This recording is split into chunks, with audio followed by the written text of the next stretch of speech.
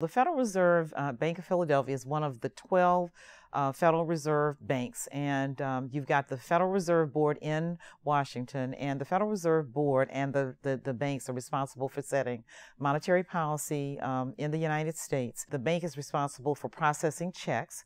The bank is responsible now. Very few people even write checks now. Everything is done now via electronic transfer. The Federal Reserve Bank is responsible for those electronic transfers. So when you go to the ATM machine, there's a Federal Reserve Bank process which allows you to hit that button and get the cash out.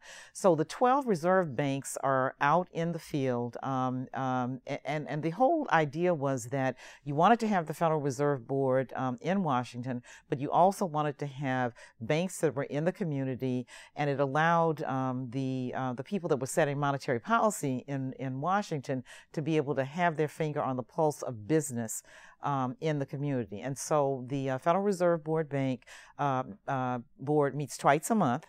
One meeting is in the bank, one meeting is a conference call, and we actually help the Federal Reserve Board in Washington to set interest rates.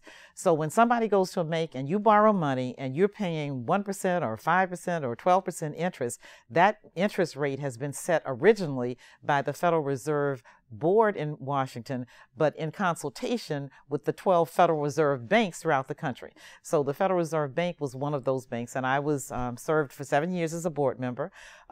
In my last 4 years, I served as deputy chair for 2 years, and then I served actually as chair of the board. Now, as chair of the board, it means that when the meeting is convened either on the phone or in the bank, I convene the meeting with the cooperation of the Federal Reserve Bank board president.